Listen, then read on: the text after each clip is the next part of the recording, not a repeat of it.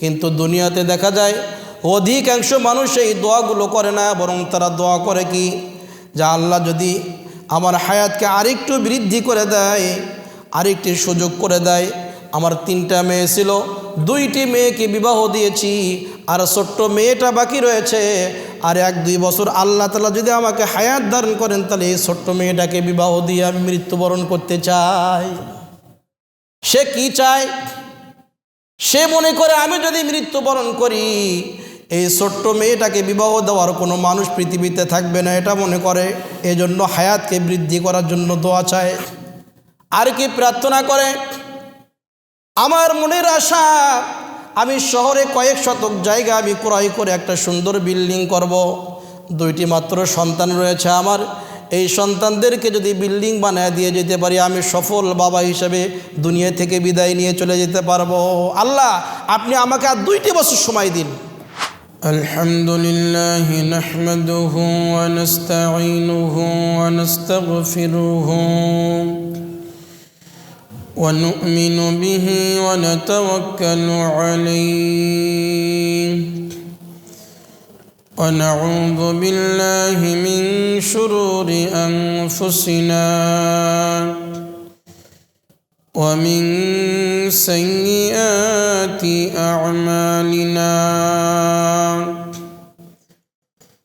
من يهده الله فلا مضل له ومن يضلله فلا هادي له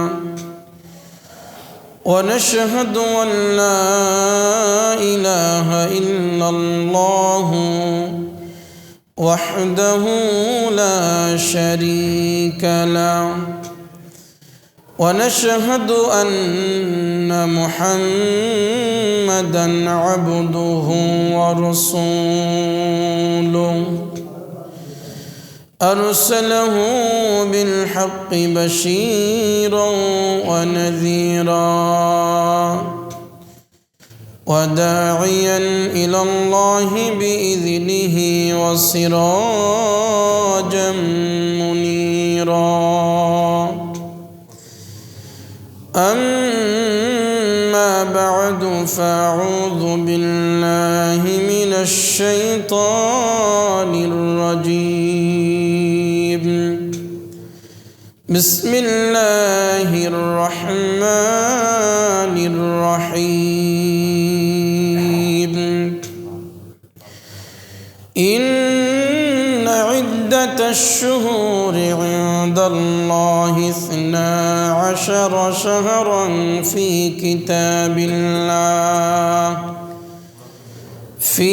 كتاب الله يوم خلق السماوات والأرض منها 4 حرم ذلك الدين القيم فلا تظلموا فيهن أنفسكم وقاتلوا المشركين كافة كما يقاتلونكم كافة واعلموا أن الله مع المتقين. وكان رسول الله صلى الله عليه وسلم إذا دخل رجب قال اللهم بارك لنا في رجب وشعبان وبلغنا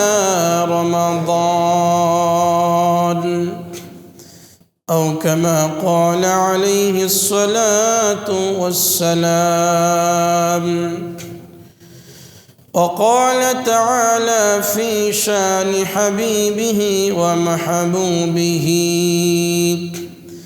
إن الله وملائكته يصلون على النبي يا أيها الذين آمنوا صلوا عليه وسلموا تسليما درود পাঠ করি اللهم صل على محمد وعلى آل محمد كما صليت على إبراهيم وعلى آل إبراهيم إنك حميد مجيد اللهم بارك على محمد وعلى آل محمد كما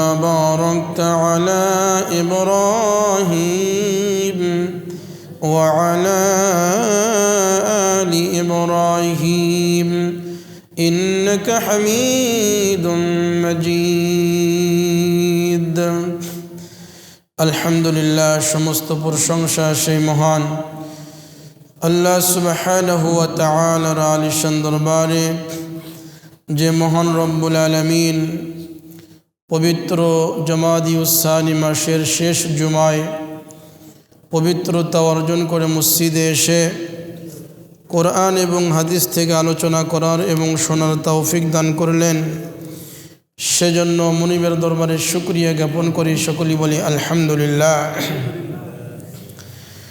মুআজ্জাজ হাজিরিন আজকে পবিত্র জুমাদাল উখরা এই মাসের শেষ জুমা আর 2 দিন পরেই রজব মাস শুরু হবে রজব মাস একটি পবিত্র মাস সম্মানিত মাস আল্লাহ তাআলা যেদিন থেকে আসমান এবং জমিন সৃষ্টি করেছেন সেদিন থেকে আল্লাহ তাআলা রজব মাসের ব্যাপারে ঘোষণা দিয়েছেন এটি একটি সম্মানিত মাস পবিত্র মাস রজব মাস আল্লাহ তাআলার নিকটে অনেক প্রিয় একটি মাস এই মাসে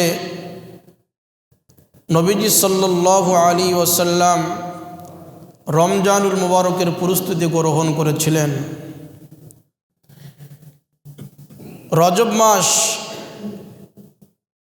একটি গুরুত্বপূর্ণ ফজিলতপূর্ণ এবং সম্মানিত একটি মাস এজন্য এই মাসকে আমাদের সকলকে গুরুত্ব দেওয়া উচিত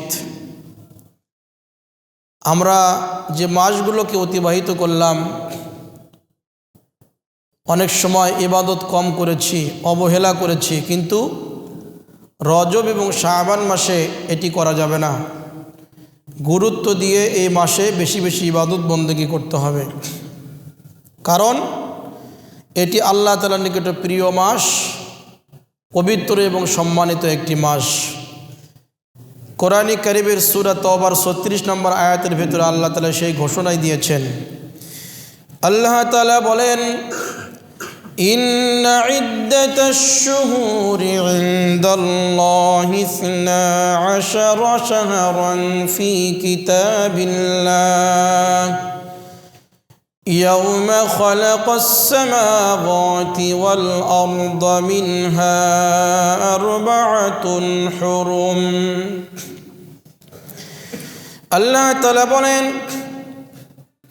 নিশ্চয়ই আসমান এবং জমিনকে সৃষ্টির দিন থেকেই আমি আল্লাহর নিকটে গণনার দিক থেকে বছরে মাস হচ্ছে 12টি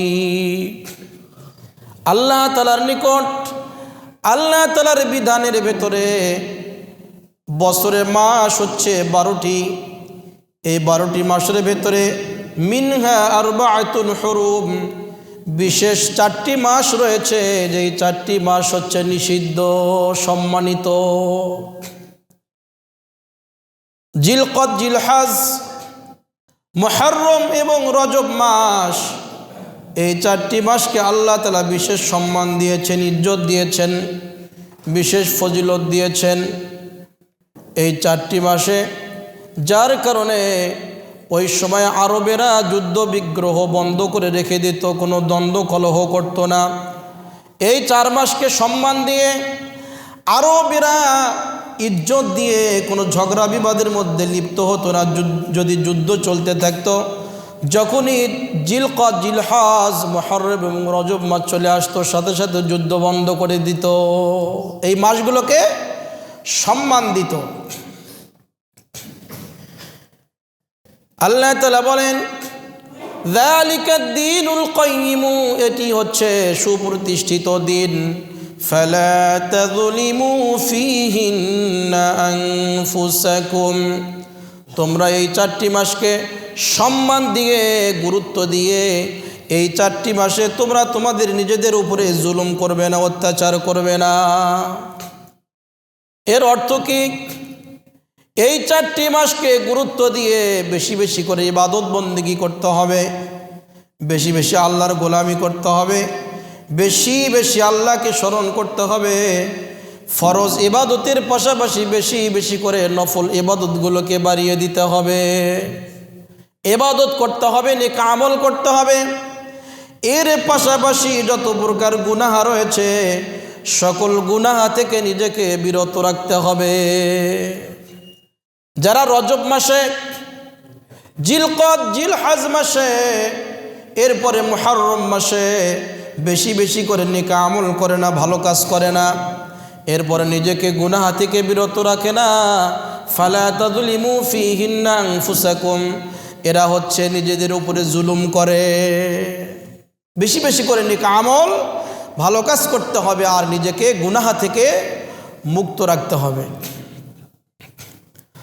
যদি কেউ এই রজব মাসে বেশি বেশি করে নেক আমল করে, ভালো কাজ করে, তাহলে এই রজব মাসে ভালো কাজ করার কারণে অন্যান্য মাসগুলোতেও সে বেশি বেশি করে নেক আমল, ভালো কাজ করতে পারবে, তৌফিক হবে। আর যদি কেউ রজব মাসে নিজেকে গুনাহ থেকে মুক্ত রাখতে পারে, গুনাহ থেকে পরহেজ রাখতে পারে, তাহলে আল্লাহ তাআলা ওই বান্দাবান্দিকে বাকি মাসগুলোতেও নিজেকে গুনাহ থেকে বিরত রাখার তৌফিক দিয়ে দিবে। সুবহানাল্লাহ। এজন্য নবীজি যখন রজব মাসের চাঁদ দেখতেন, যখন রজব মাসের চাঁদ উদিত হতো, তখন তিনি একটি দোয়া বলতেন, আল্লাহুম্মা বারিক লানা ফি রজব ওয়া শাবান ওয়া বাল্লিগনা রমাদান। হে আল্লাহ, আপনি আমাদেরকে রজব এবং শাবান মাসে বরকত দান করুন, আর আমাদের সকলকে রমজান পর্যন্ত পৌঁছায়া দিন। নবীজি বরকতের দোয়া করেছেন। আমরাও বেশি বেশি করে রজব মাসের চাঁদ দেখার সাথে সাথে শুধু একবার এই দোয়াটি পড়লে হবে না, বরং রজব এবং শাবান 2 মাস, রমজান আসা পর্যন্ত যখনই সময় পাবো, নামাজের পরে হোক, নামাজের বাহিরে হোক, যখনই সময় পাবো বেশি বেশি করে এই দোয়াটি আমাদেরকে পাঠ করতে হবে। নবীজি এই দোয়াটি শিক্ষা দিয়েছেন। নবীজি যে শব্দগুলো ব্যবহার করেছেন, আমরা এই শব্দগুলো মুখস্থ করে নেওয়ার চেষ্টা করব। আর যাদের সম্ভব হবে না, তারা বাংলায় বলবে যে আল্লাহ, আপনি আমাকে রজব এবং শাবানের বরকত দান করুন, আর আমার হায়াতকে রমজান পর্যন্ত পৌঁছায়া দিন। আল্লাহুম্মা বারিক লানা ফি রজব ওয়া শাবান ওয়া বাল্লিগনা রমাদান। নবীজি এভাবে বরকতের দোয়া করেছেন, হায়াত বৃদ্ধি করার দোয়া তিনি করেছেন। নবীজি কেন দোয়া করলেন বরকতের দোয়া, কেন হায়াতকে বৃদ্ধি করার দোয়া করলেন? কারণ রমজান মাসে আল্লাহ তাআলা প্রচুর পরিমাণে বরকত, রহমত আর মাগফিরাত দিয়ে থাকেন। যারা রমজান মাস পেয়ে যায় তারা প্রচুর পরিমাণে বরকতের মালিক হয়ে যায়। যারা রমজানের মুবারক পেয়ে যায় তারা আল্লাহর পক্ষ থেকে মাগফিরাতের তারা মালিক হয়ে যায়, তারা ক্ষমা পায়। যারা রমজান পায় তারা জাহান্নামের মুক্তির জন্য যত আমল রয়েছে সেগুলো আমল করার তারা তৌফিক পেয়ে যায়, সুযোগ পেয়ে যায়। নবীজি আখিরাতকে সুন্দর করার জন্য, পরকালে মুক্তির জন্য তিনি দোয়া করলেন। কিন্তু দুনিয়াতে দেখা যায় অধিকাংশ মানুষ এই দোয়াগুলো করে না, বরং তারা দোয়া করে কি, যা আল্লাহ যদি আমার হায়াতকে আরেকটু বৃদ্ধি করে দেয়, আরেকটি সুযোগ করে দেয়। আমার 3টা মেয়ে ছিল, 2টি মেয়েকে বিবাহ দিয়েছি, আর ছোট্ট মেয়েটা বাকি রয়েছে, আর 1-2 বছর আল্লাহ তাআলা যদি আমাকে হায়াত দান করেন, তাহলে এই ছোট্ট মেয়েটাকে বিবাহ দিয়ে আমি মৃত্যুবরণ করতে চাই। সে কি চায়? সে মনে করে আমি যদি মৃত্যুবরণ করি এই ছোট্ট মেয়েটাকে বিবাহ দেওয়ার কোনো মানুষ পৃথিবীতে থাকবে না, এটা মনে করে। এজন্য হায়াতকে বৃদ্ধি করার জন্য দোয়া চায়, আল্লাহর নিকটে সে প্রার্থনা করে। আর কি প্রার্থনা করে? আমার মনের আশা, আমি শহরে কয়েক শতক জায়গা আমি ক্রয় করে একটা সুন্দর বিল্ডিং করব। 2টি মাত্র সন্তান রয়েছে আমার, এই সন্তানদেরকে যদি বিল্ডিং বানায় দিয়ে যেতে পারি, আমি সফল বাবা হিসেবে দুনিয়া থেকে বিদায় নিয়ে চলে যেতে পারবো। আল্লাহ, আপনি আমাকে আর 2টি বছর সময় দিন, একটা বাড়ি করে দেব সন্তানদের জন্য। এভাবে প্রার্থনা করে। আর কি প্রার্থনা করে? যার একটু সময় যদি দেওয়া হয় তাহলে আমি এই করব সেই করব, অনেক কিছু করে আমি মারা যেতে চাই। আর বড় ছেলেকে বলে যে বাবা, তাড়াতাড়ি পড়াশোনা শেষ করে একটা চাকরির ব্যবস্থা করো, চেষ্টা করো। চাকরি করার পরে তুমি যে বেতন পাবে, ওই বেতনের টাকা খেয়ে আমি মারা যেতে চাই। এটাও বলে অনেকে। বাবা, ভালো একটা চাকরি করো, একটা ভালো সুন্দর একটা বাড়ি তৈরি করে দেখাও, ওই ইটওয়ালা পাকা বাড়ি দেখে দেখে আমি মৃত্যুবরণ করতে চাই, আমার মনটা শান্তি হয়ে যাবে। এগুলো দোয়া করি আমরা। কিন্তু নবীজি বললেন যে না, আল্লাহুম্মা বারিক লানা ফি রজব ওয়া শাবানা ওয়া বাল্লিগনা রমাদান। হে আল্লাহ, আপনি আমাদেরকে রজব এবং শাবান মাসে বরকত দান করুন, আর আমাদের হায়াতকে রমজান পর্যন্ত পৌঁছায় দিন। রমজান পর্যন্ত কেন পৌঁছায় দিবে? রমজানের ভিতরে প্রচুর পরিমাণে ফজিলত রয়েছে, রহমত, বরকত আর মাগফিরাত, নাজাত রয়েছে। এজন্য নবীজি দোয়া করেছেন। কিন্তু আমরা আখিরাতের খেয়ালটা কম করি, আখিরাতের চিন্তা ভাবনাটা আমাদের মাথার ভেতরে কম। কিন্তু নবীজির মাথার ভেতরে, জেহেনের ভেতরে আখিরাতের চিন্তাটাই বেশি ছিল। নবীজির যে চিন্তা, যে চেতনা মেধার ভেতরে ছিল, সেটা আমাদের ভেতরেও থাকা চাই। আখিরাত যদি সুন্দর হয়, আপনি যদি পরকালে নাজাত পেয়ে যান, দুনিয়াতে যত সন্তানাদি রেখে যাবেন, কোনো জমি জমা আপনি রেখে যাননি, বিল্ডিং বাড়ি রেখে যাননি, সকল দায়িত্বগুলো আসমানের মালিক আল্লাহ রব্বুল আলামিন নিজেই গ্রহণ করবেন। কেউ যদি ঈমান নিয়ে মৃত্যুবরণ করতে পারে, এক আল্লাহকে স্বীকার করে মৃত্যুবরণ করতে পারে, এবং ওই ঈমানের উপরে ইস্তিকামাত থেকে, প্রতিষ্ঠিত থেকে ঈমান নিয়ে কবরে যেতে পারে, তখন মৃত্যুর সময় ফেরেশতারা এসে বলে, আল্লাহ তাখাফু ওয়ালা তাহজানু, তোমার কোনো ভয় নেই, কোনো টেনশন নেই। তুমি যে দুনিয়াতে সন্তান রেখে যাচ্ছ, দুনিয়াতে তোমার বিবিকে রেখে যাচ্ছ, এটা টেনশন করো না, পেছনেও তোমার ভয় করা লাগবে না, এটার দায়িত্ব আল্লাহ তাআলা নিজেই গ্রহণ করেছেন। সুবহানাল্লাহ। ওয়ালা তাহজানু, তুমি টেনশন করো না, তুমি চিন্তা করো না। তুমি যে কবরে যাবে, এই কবরের সওয়াল জবাব হবে, কবরের আযাবের বিষয়ে রয়েছে, তুমি টেনশন করো না, চিন্তা করো না। আল্লাহ রব্বুল আলামিন মৃত্যুর পরে তোমার কবরকে জান্নাতের বাগান বানিয়ে দিবেন। সুবহানাল্লাহ। ওয়া আবশিরু বিল জান্নাতিল্লাতী কুনতুম তুআদুন। ফেরেশতারা বলে, কানে কানে শুনে নাও, ওই জান্নাতের সুসংবাদ, যে জান্নাতের ওয়াদা আল্লাহ তাআলা তোমার সঙ্গে করেছেন। সুবহানাল্লাহ। অতএব দুনিয়ার চিন্তা আপনাকে করতে হবে না। আপনার সন্তান যদি মায়ের পেটেও থাকে, আপনার বিবির পেটেও থাকে, আর আপনি যদি এমন অবস্থায় মৃত্যুবরণ করেন, তবুও কিন্তু আল্লাহ তাআলা সেই বাচ্চাকে হেফাজত করবেন। রিজিকের মালিক আল্লাহ তাআলা, ওটা টেনশন তোমাকে করতে হবে না। তুমি নিজের নাজাতের, বরকতের চিন্তা করো। নবীজি বরকতের দোয়া শিক্ষা দিয়েছেন। আজকে জুমাদাল উখরা, এই মাসের 29 তারিখ, আর একদিন পরে, 2 দিন পরে রজব মাস শুরু হবে। এই মাস থেকে আমাদেরকে রমজানুল মুবারকের প্রস্তুতি গ্রহণ করা শুরু করে দিতে হবে। যদি আমরা প্রস্তুতি গ্রহণ করি, আল্লাহ তাআলা যদি আমাদের হায়াতকে বৃদ্ধি করে রমজান পর্যন্ত পৌঁছায় দেয়, তাহলে প্রচুর পরিমাণে বরকত আল্লাহ তাআলার পক্ষ থেকে আমরা লাভ করতে পারবো। রজব মাস একটি পবিত্র মাস। যারা রজব মাসকে সম্মান করে, ইজ্জত করে, গুরুত্ব দিয়ে ইবাদত বন্দেগী করে, আল্লাহ রব্বুল আলামিন হযরত আবু সাঈদ খুদরি রাদিয়াল্লাহু তাআলা আনহু থেকে বর্ণিত হাদিস, তিনি বলেছেন, আল্লাহ তাআলা ওই বান্দা বান্দির দুনিয়া এবং আখিরাতে তার সম্মানকে বৃদ্ধি করে দিবেন। সুবহানাল্লাহ। এটি আল্লাহ তাআলার নিকটে প্রিয় একটি মাস। আরেকটি হাদিসের ভেতরে এসেছে, হযরত আবু হুরায়রা রাদিয়াল্লাহু তাআলা আনহু থেকে বর্ণিত হাদিস, যদিও এই হাদিসটি সহিহ হাদিস নয়, জয়ীফ হাদিস। নবীজি বলেন, মান সামা ইয়াওমা 27 মিন রজব, যে ব্যক্তি রজব মাসের 27 তারিখে একটি রোজা রাখবে, কাতাবাল্লাহু লাহু সিয়ামা 60 শাহরান, আল্লাহ তাআলা তার আমলনামায় 60 মাসের রোজার সওয়াব লিপিবদ্ধ করে দেন। সুবহানাল্লাহ। এই হাদিসটি সহিহ হাদিস নয়, এটি সনদ অনেক দুর্বল। এটার ব্যাখ্যায় বলা হয়েছে, যদি কেউ সুন্নত মনে না করে, ফরজ ওয়াজিব মনে না করে, বেশি গুরুত্ব না দিয়ে জরুরি না মনে করে নফল রোজা হিসেবে রাখে, তাহলে অবশ্যই তার আমলনামায় অনেক সওয়াব লিপিবদ্ধ করে দেওয়া হবে। এটা ফরজ ওয়াজিব সুন্নতে মুআক্কাদা নয়, বরং এটা নফল। এটা যদি কেউ না রাখে তুচ্ছ তাচ্ছিল্য করা যাবে না, কিছু বলা যাবে না। এটা নফল ইবাদত, এই রোজাটি রাখা।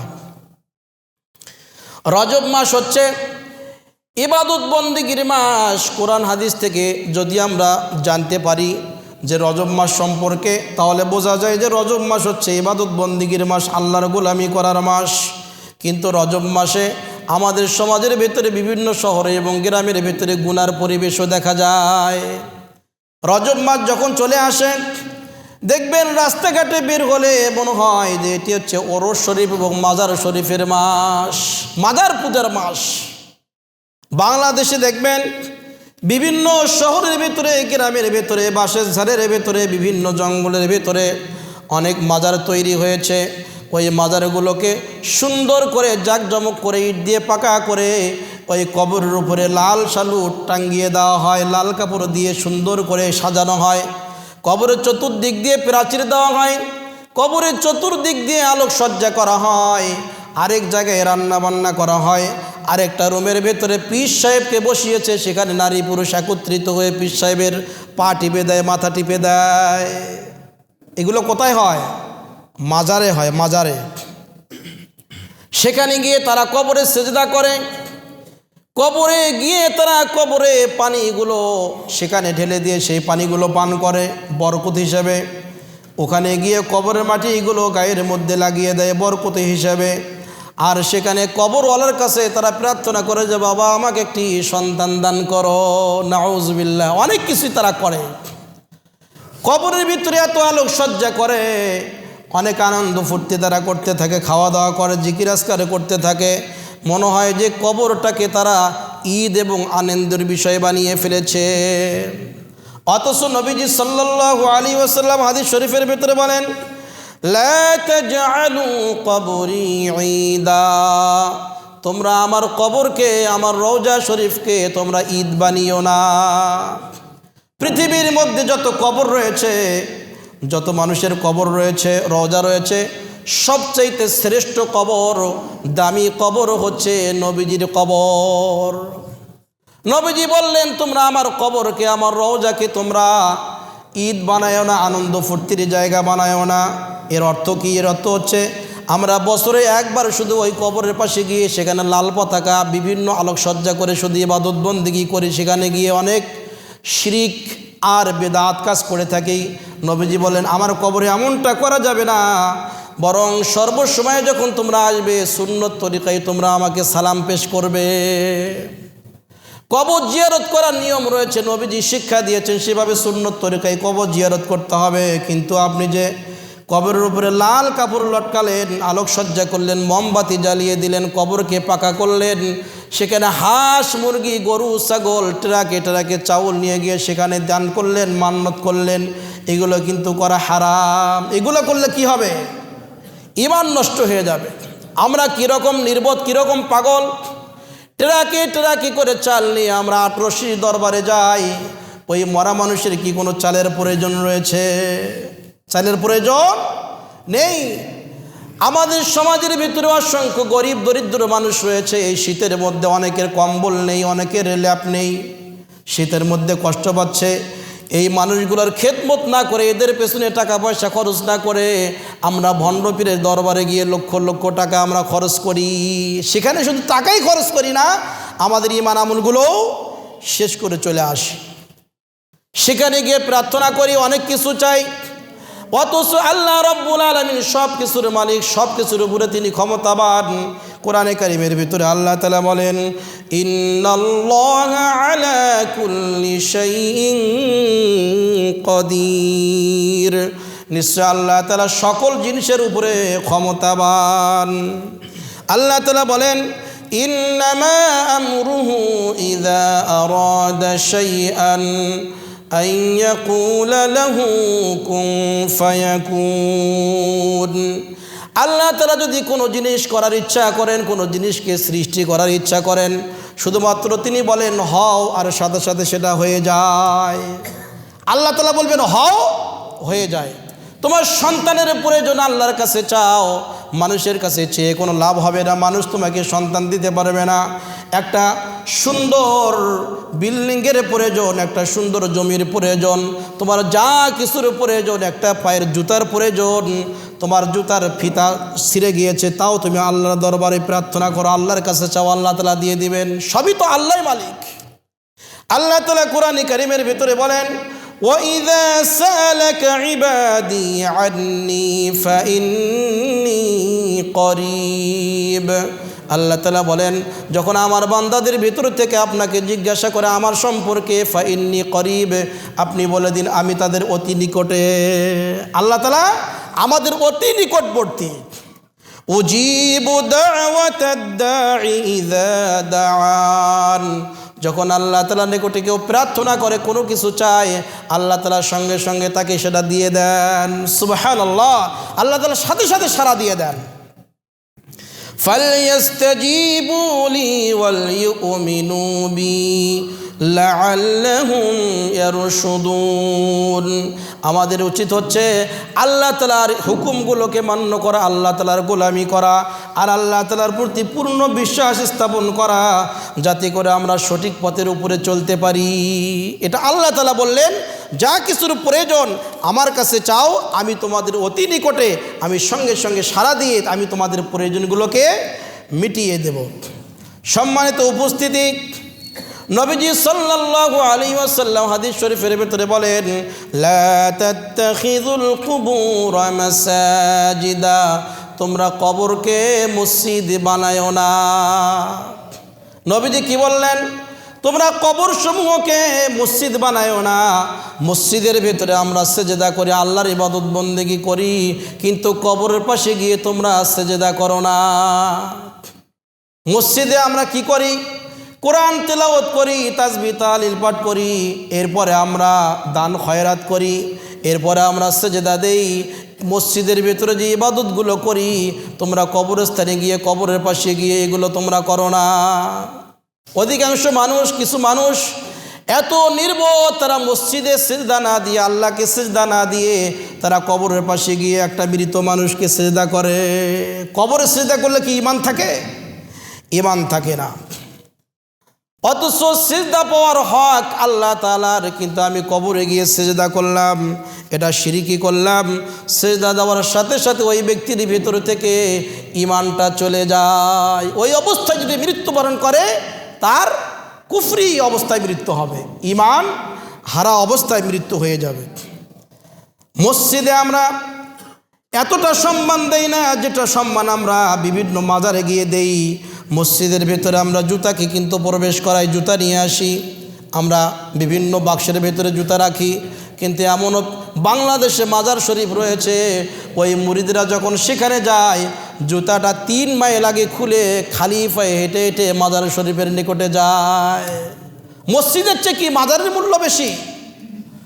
মসজিদে হারাম, মসজিদে হারাম বাইতুল্লাহ, আল্লাহর ঘর মসজিদ, সেখানে যখন হাজিরা হজ করতে যায়, নামাজ পড়তে যায়, সেখানে কি মসজিদের ভেতরে বাইতুল্লাহ শরীফে কি আমরা জুতা নিয়ে যাই না? জুতা নিয়ে যাই। মসজিদে নববী, নবীজির মসজিদে যখন আমরা প্রবেশ করি, জুতা নিয়ে প্রবেশ করি। বাইতুল মুকাদ্দাস মসজিদ, জেরুজালেমের মসজিদ, ফিলিস্তিনের ওই মসজিদে যখন আমরা যাই, আমরা জুতা নিয়ে প্রবেশ করি। কিন্তু আট রশিদ দরবারে যখন কেউ যায়, কোনো ভণ্ড পীরের মাজারে যখন কেউ যায়, সে কিন্তু স্যান্ডেল নিয়ে যায় না, পেছনও দেয় না, সামনাসামনিভাবে অনেক কষ্ট করে সেখান থেকে বের হয়ে আসে। মসজিদ থেকে যখন আপনি বের হন, তখন পেছনটা আপনার কেবলার দিকে থাকে, সামনটা থাকে আপনার পূর্ব দিকে, তাতে কোনো সমস্যা নেই। মসজিদের সম্মানের কোনো কমতি হয় না, কিন্তু মাজার শরীফকে এত সম্মান এত ইজ্জত দিলেন, সেখানে স্যান্ডেলও নিয়ে গেলেন না, আবার আপনার পিঠটাও ওই পীর সাহেবের দিকে করলেন না। মসজিদের চেয়ে মাজারকে বেশি সম্মান আর ইজ্জত করলেন। অথচ কি দরকার ছিল, কি প্রয়োজন ছিল, কি কর্তব্য ছিল মসজিদকে বেশি সম্মান ইজ্জত করা, মাজারে গিয়ে সিজদা না করা, সেখানে অত ভক্তি আলোকসজ্জা না করা। আমাদের উচিত ছিল কাবা ঘর তোয়াফ করা। আমরা কি করি? কাবা ঘর তোয়াফ না করে আমরা মাজারে গিয়ে কবর তোয়াফ করি। আমাদের উচিত ছিল ওই মক্কা শরীফে গিয়ে হাজরে আসওয়াদ পাথরকে চুমুকে গুনাহকে মোচন করা, কিন্তু আমরা কি করি? কবরে গিয়ে কবরের ওই পাকা স্থানে গিয়ে আমরা চুমু খাই, ঈমান নষ্ট করে ফেলি। আমাদের উচিত কি ছিল? বরকতওয়ালা পানি, জমজম পানি পান করা, কিন্তু আমরা কি করি? ওই মাজারে গিয়ে কবরকে ধুয়ে ধুয়ে সেই নাপাক পানিগুলো, অপরিষ্কার পানিগুলো আমরা পান করে থাকি। আমাদের দায়িত্ব কি ছিল?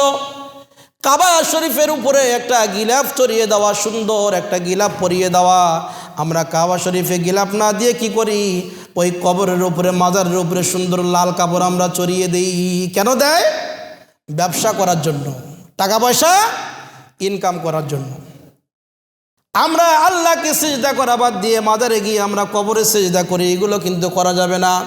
এগুলো অধিকাংশ সময় দেখা যায় যে যখন রজব মাস শুরু হয়, এই রজব মাসের ভিতরে এই শিরিকি এবং বিদআতি কাজগুলো করা হয়। সাবধান থাকবেন, এমন কোনো কাজ করা যাবে না বা কাজ করতে দেওয়া যাবে না।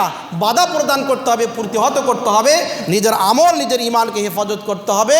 অপর একজন মুসলমান ভাইয়ের ইমান আমল হেফাজত করার দায়িত্ব আমাকে নিতে হবে। যদি সম্ভব হয় আপনি সেটাকে প্রতিহত করবেন।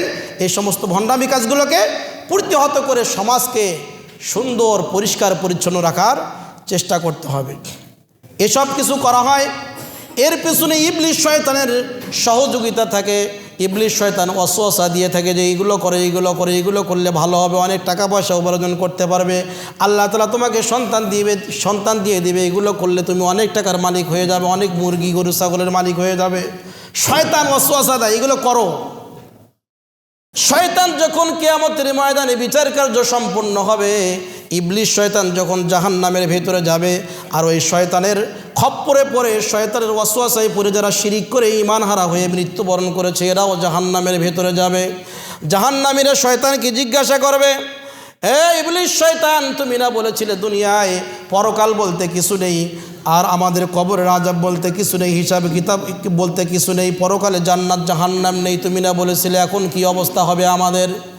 ইবলিস শয়তান তখন উত্তর দেয়, وقال الشيطان لما قضي الأمر إن الله وعدكم وعد الحق।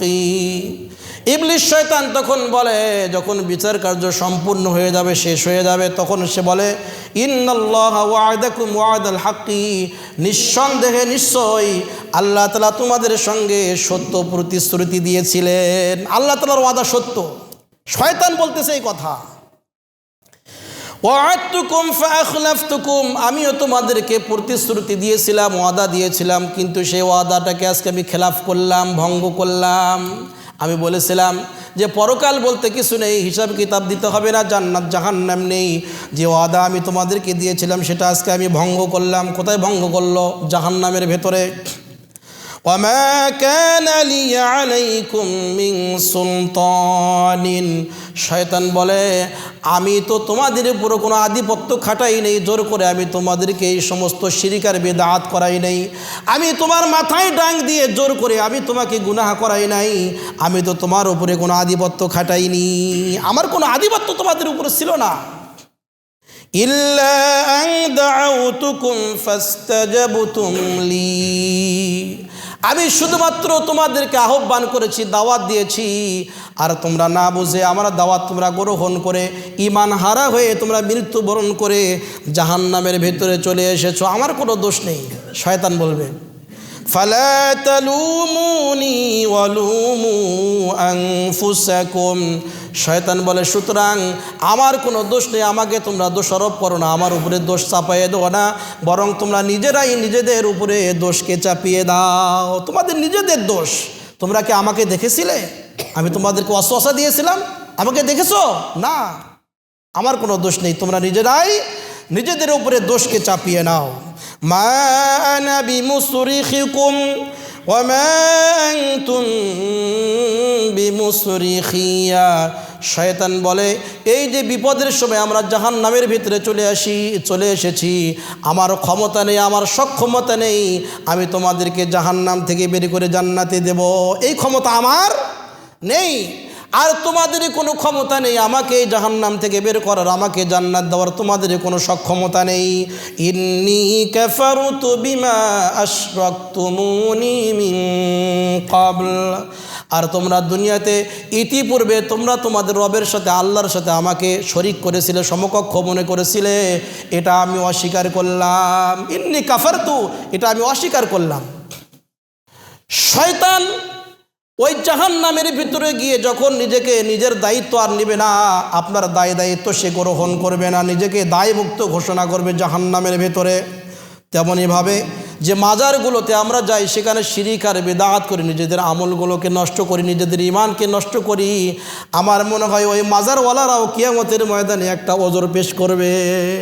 কি ওজর?